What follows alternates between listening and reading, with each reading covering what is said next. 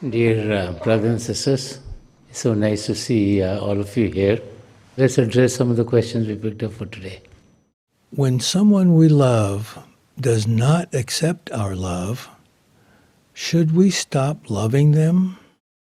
Love should never be stopped.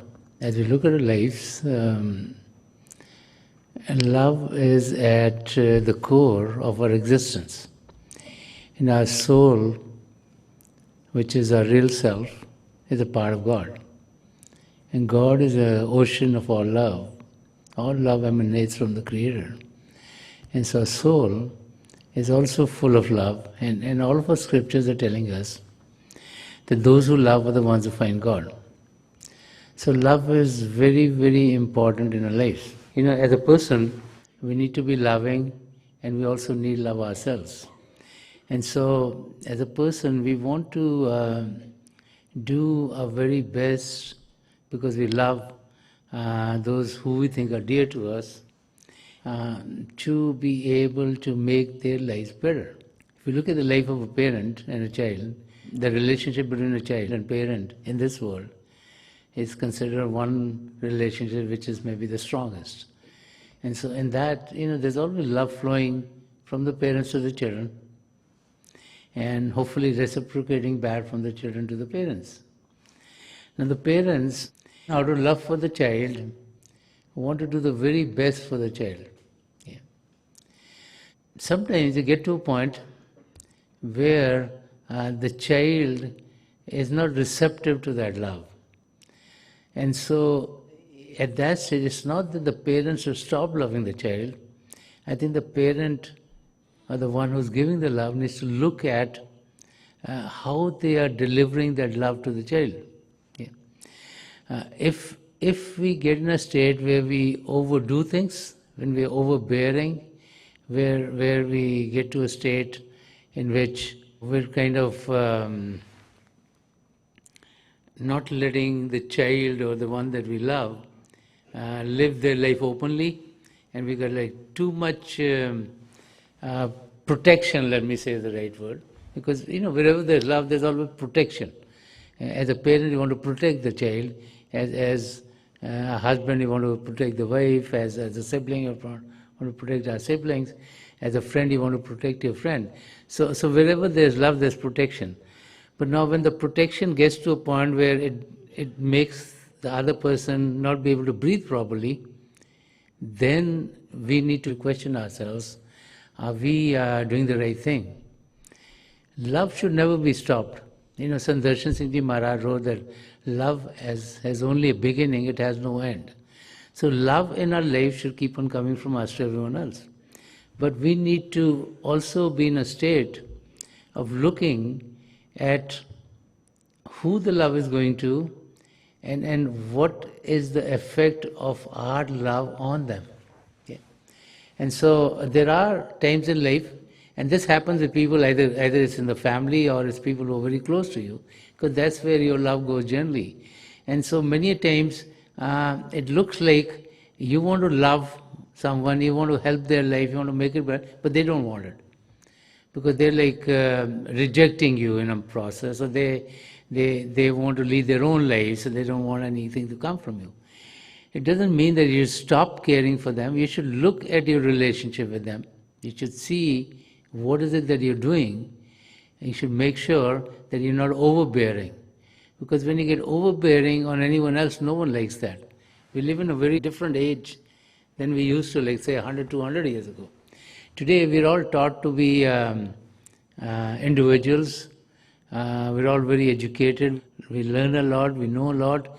And so everyone thinks they know a lot. And so no one wants to be told everything all the time. Okay? And so if you love someone and if you are going to be so overbearing, then the effect is not going to be positive. So one needs to look at oneself, not stop loving. Love needs to be given and love needs to be received. But when you give love, you have to be sure that the one who wants to receive love is receiving it properly.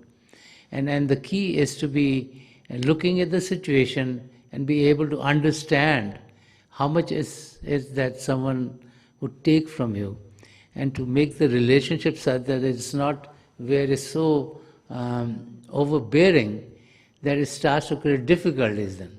And that's how we should look at life. But we should never stop loving, because love should always go from us, not only to our family members, not only to our friends, but also in general to everyone that we meet. Everyone in our whole societies or people all on the globe, and we have interactions with many people. So from us, love should always flow towards others. And if we feel that someone does not want to receive it, we should look at the situation. We should reconsider what is happening. If it seems like we are like too overbearing, we can pull back a little bit. But love should never stop from us going to everyone else. When someone suffers from a brain disorder, how can we help them continue their spiritual journey? Brain disorder could happen through many different incidents. You can have an accident and something could go wrong. With time, as we age, we all have trouble with remembering things. Alzheimer and all those other activities start to happen in our lives. And so it looks like the brain is not working as it used to be, when we were younger. The thing to remember is that the brain is a physical organ in the human body. Okay? So all physical organs in the body with time deteriorate. Because as we age, the body is a machinery, so things start to fade away. And similarly, the brain is also an organ, so that organ might not work as well. Whether it's with time it's getting there, whether there's an accident, whether something else has happened, whether you get like a cyst there or a growth happens in the brain. There are many ways by which the brain is now not functioning as it was before. So one should remember that that's the non-functioning of a physical organ. It's a physical organ, a physical body.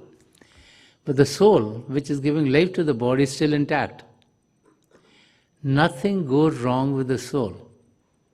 The soul is a part of God. The soul is conscious. The soul is loving. So that soul is always there.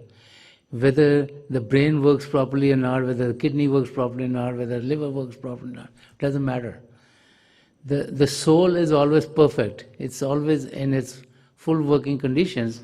So we need to encourage that. So as a friend or as a caretaker or as someone, taking care of our parents, grandparents, if we feel that they're not operating as well mentally or through the brain as they should be, then we should realize that we can definitely help them in the spiritual arena, because there's nothing wrong with the soul. Okay? So we can encourage them to meditate, even though they might have a tough time to meditate. We can encourage them to listen to satsang. We can read spiritual books to them. We can take them to satsang if physically they're able to go there. We can sit with them and do Simran. So there are many things we can do which will help the soul. The soul's journey is different than the physical journey of the body. Okay? The soul has been transmigrating from one existence to another. So it's on its own spiritual journey back to God. The bodies come and go. And so while we are in this human body, when we have this opportunity to know God, we need to be encouraging the soul so that it can reach its goal. And so someone who's dear to us, someone that we know, someone that we care about, if they go through trauma in their life where the brain is not functioning as well, then we need to keep the patience, because many times, as we age also, people forget. And then if they talk to you, they say something, they want to repeat it and repeat it and repeat it. And you say, why are they repeating this thing, And many times they may remember something from the past and they don't remember anything which is happening currently. So all kinds of things happen. So we need to have patience. We need to realize that the real self is intact, there's nothing wrong with it. It's just that one of the organs is not working. Okay? If the organ is not working, we need to be patient enough with them so that we can try to focus their attention in the spiritual arena. And like I said before, by talking about God, by reading the spiritual writings to them, attending satsang, by being able to meditate, these are all activities which are helpful. So irrespective of what organ of the body goes away, whether it's the brain or anything else, we definitely can help those that we care about, those that we love, by showing patience, by creating an atmosphere which is spiritual, by guiding them towards spirituality, because the soul also in the journey back home, and whatever help it can get from the ones around them physically, it would help them to be able to reach their goals. How can we receive an award or recognition such that it does not impede our spiritual growth? When we look at our lives in this world, and in many arenas of this world, we get rewarded when we've done something well. If we stand first in the class, let's say we get an award or something. If we win the 100-meter dash race, we get an award. If we've done well at work, let's say we brought the most business to the company with the best salesperson of the month, we get a reward. So rewards are a means of recognizing that the effort that we put in was a good effort in different aspects of life. Now, when we get an award like that, we should not let it go towards an ego and think like we are better than everyone else. Because as soon as we think we are better than everyone else, then we start to go on a down spiral, because then we'll start to look down upon others, and we think like no one can do as we can do, and then all difficulties start to come in our life. So the key is to recognize two things. One is the grace of God, because if the grace of God is not there taking care of us, we will never be able to get that award. We can also be grateful to others that have helped us. Let's say we get an award in the educational field. So we should be grateful to our teachers, the ones who taught us. If we do really well in sports, then we should be grateful to our coach. And it's the same thing with other things. If we do well at work too, then we should be grateful to some of our managers or our guides or who should be helping us. That someone helped us, and then we should know that we did put in a good effort. Okay. And that, I think, is very important to recognize. As we put in an effort, then the results will come based on the kind of efforts that we put in. Sometimes we put in an effort and we have expectations. And that we should stay away from, because any expectation that we set for ourselves, as soon as that is not met, then we are in great turmoil. Because if we set an expectation that this should happen, and we work hard towards it, but it doesn't happen, then one gets devastated. So our job is not to set an expectation that we will get an award, but we should work towards it, we should do the very best for it. Then when we get it, then we should be grateful to God and to others who helped us that we got an award. And so the key is to recognize that the award that we got is through the grace of God, through the help that we get from others, and through our hard work. And that's why we were awarded. And it should not be that it's like we are great, and it should not be to boost our ego. Because if we start to think like that, then we will never be closer to God. One of the saints has said, "Jahan Hari hai, wahan main nahi, jahan main hai, wahan Hari nahi, prem gali ati sankri, ja mein dona samay." So he says, wherever there is ego, there's no question of God being there, because ego makes us lead a life of duality. And duality means that there's one and there's the other one, and there's a difference. That there's one, there's difference. Wherever there's God, there's no duality, there's unity, that there's only one. And so here, Kabir Sahib is saying that wherever we think of ego, we think of duality, so there's no question of God being there. And so whenever we are thinking of God, there is where the unity is. So when we are awarded, we need to be grateful to the giver. We need to know that help is coming to us from some arena. We need to work hard to be able to achieve those awards. It's not like those awards come by themselves. It's not like, sometimes we think of this guy or this girl who's in our class, they don't study that hard, but they get an A grade all the time. We all think like that, especially the ones who get Bs, If you get an A, you're not going to worry, you also get an A. You say, why did this guy got an A? I didn't get one. That happens to all of us, right? So it's the hard work that we put in that gives the results. Okay? And that's what we should be grateful to God for. And we should be sure that if we've achieved something, and it's good to achieve things in life because it shows the effect of an effort, then it should help us put in a greater effort.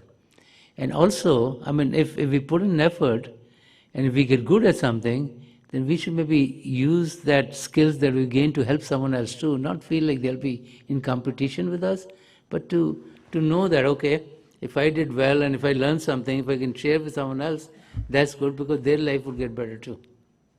So we need to look at it from that point of view. In today's world of instant communications, how can we fully focus on our meditations when we are under pressure to respond to someone? We're living in an age where communication has changed a lot. There were the times when to communicate, we would write letters. And letters would take a few days to get to the other person, and then they would respond. Take a few days for things to come back to us. And then came the fax machines, where you can send a message right away, and the other person receives it. And that too, you had to. I remember the days when when the fax machines did come in. Or before the fax machines come in, we had that. What do you call that? The telex we used to send telexes from one area to another. When you're working on a project, if you have a business which is international, for you to get some information to the parties on the other side, you send a telex. There were only a few companies which would do that. So you mail them a letter. They would telex it to that part of the world. They would get it there. They would mail it to the other. So it still took a few days. Then the fax machines came, and then with the fax machine, you can directly transmit. But then there was still no expectation that the response will come very quickly, because you knew that what you've sent and will come back take a while. Today what has happened is with all the instant messaging and everything else there through the internet, as soon as we send a message, we feel we should get a response. We don't realize what the other party might be doing at that time. But it's become like kind of most people are living that mode. If you send any message to someone, you expect a response right away. And there are mechanisms by which now you can even find out, this guy read the message and he or she still didn't respond. And that's even worse, right? Previously you didn't know, but in the last few years now you can figure out they read my message. So technology is very good. It brings good things into our life, but then it makes life difficult in other areas too. So the expectation of responses is there. What we need to understand is, for work, you need to meet. Okay. Previously, what would happen is you would set a meeting. You have once a week meeting with 4 or 5 people on a project or whatever you're doing, and you go from there, have the physical meeting be done. Now, You want the meetings to be, through Zoom and all this stuff, you want the meetings to be entertaining too, and you need to respond very quickly. The thing that we should keep in mind is what is really important to us. If it is important to fulfill the purpose of our life, then we know that the spiritual arena should get the most importance. If we get to that stage, then in the spiritual arena for us to go, meditations need to get great importance. And this is why we set up a time and a space to meditate. Yeah. And so that is our time in which we are focusing on our goal. So we don't want any distractions at that time. As you meditate, you need to know that this time I have kept for my spiritual practices. This is important to me. It's the same thing, like many times if you're eating food, okay? If you're eating food and someone sends you a message, you try not to respond to them, you finish your food, then you respond. Why? Because you say, hey, eating is very important to me. If you're taking a shower,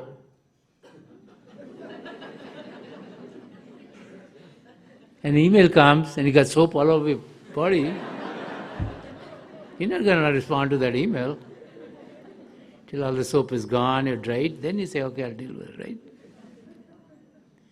So why do we have to respond when we meditate? We shouldn't be bothered, we should keep that system away from us. We should know this is a sacred time. This is a time to meet God. This is very important to me. And at that time, so whatever your gadgets are, you need to turn them off or keep them in whatever modes you have to, or be away from them so they can't get to you. And meditate at that time. Because if you don't do that, then you're never going to be able to reach your goals. If anything that you need to do, you need concentrated time for it. If you're distracted in that time, it's any project if you do too. If you're dealing with, let's say, software, and if you want to do software, if you get distracted by this thing or this thing, you'll never be able to do that. So same thing with meditation. It's a concentrated time. We need to focus on a goal. And we should not feel guilty. We should know that there's no guilt that at that time we're not responding to someone. And it's not the end of the world if it takes an hour or two to respond to someone. It's just like they think you should respond instantaneously. So it's all a question of understanding things well. Okay? Because sleep is important to you, so you cut the phone off and you don't let any telephone come to you. So why should you have the emails bother you when you meditate? Because meditation is much more important than your sleep. Okay? So the key is to understand what is important to us and then give preference to what is important. So I would say that you should set the times for your meditations, and that times you should be in a state where no disturbance can come to you, so you can meditate properly. And there should be no guilt in that. It's like you're going towards your goal. There's no guilt. If you feel guilty every night you turn your phone off before you sleep, you'll never be able to go to sleep. Okay? So it's the same thing as when you meditate, you should meditate properly. You should get away from all the distractions, all of your attention should be within yourself. And then you'll be able to meditate properly, and then you'll have the right spiritual experiences. So let us meditate for a few minutes. I know you meditated a lot before, but a few minutes is good. Every chance you have to meditate is good. Please close your eyes very gently, just like you close them when you go to sleep. Your eyeballs should be straight, focus 8 or 10 inches in front of you. And as you close your eyes, those of you who have been initiated in the mysteries of the beyond, please do your Simran. And those of you who are new here, please repeat any name of God that you feel comfortable with. This repetition of God's name should be done mentally and not out loud. I pray to God Almighty to help each and every one of us experience the joys within. And it's my prayer to the three great spiritual masters of the past century, Hazur Baba Sawan Singh Ji Maharaj, Param Sant Gopal Singh Ji Maharaj, and Dayal Sant Darshan Singh Ji Maharaj, to help each and every one of us experience the divine light in its effulgence. We'll be sitting for a few minutes. I'll be getting you out of that meditative state, and my best wishes are with each and every one of you.